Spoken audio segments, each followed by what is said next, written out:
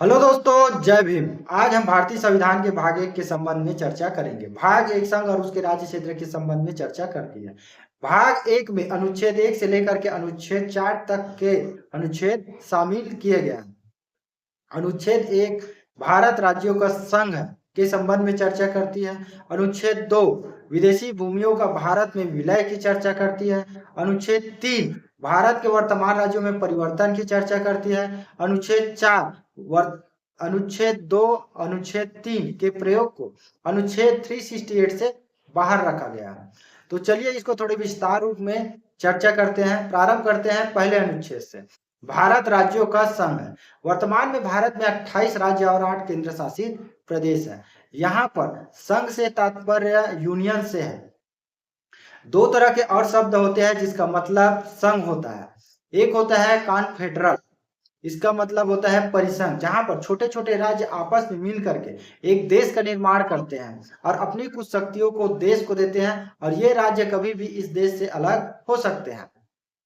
दूसरा होता है फेडरेशन, जहां पर छोटे छोटे राज्य आपस में मिल करके देश का निर्माण करते हैं और अपनी कुछ शक्तियों को केंद्र को सौंपते हैं।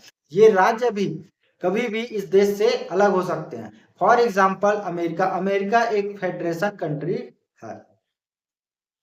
अभी हम जिसके बारे में चर्चा कर रहे हैं भारत राज्यों का संघ, वह यूनियन के बारे में है। यूनियन में कभी भी कोई राज्य भारत से अलग नहीं हो सकते हैं।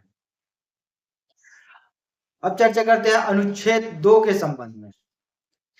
विदेशी भूमियों का भारत में विलय। कभी भी कोई विदेशी जो देश है या उनकी जो राज्य है या उनके कोई टुकड़ा है, अगर भारत में मिलना चाहे तो उन्हें भारत में मिलाया जा सकता है। फॉर एग्जाम्पल सिक्किम एक छोटा सा देश था।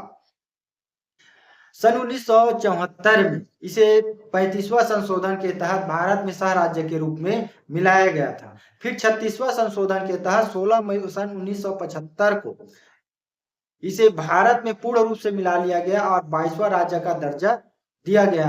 अब सिक्किम भारत का पूर्ण राज्य बन चुका है। अब सिक्किम चाहे कि वह भारत से अलग होना है तो कभी भी अलग नहीं हो सकता है।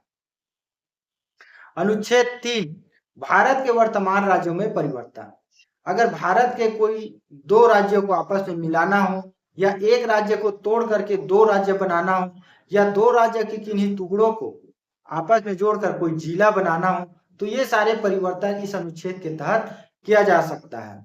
फॉर एग्जाम्पल 1 नवंबर सन 2000 को मध्य प्रदेश से टूट करके छत्तीसगढ़ का निर्माण होना।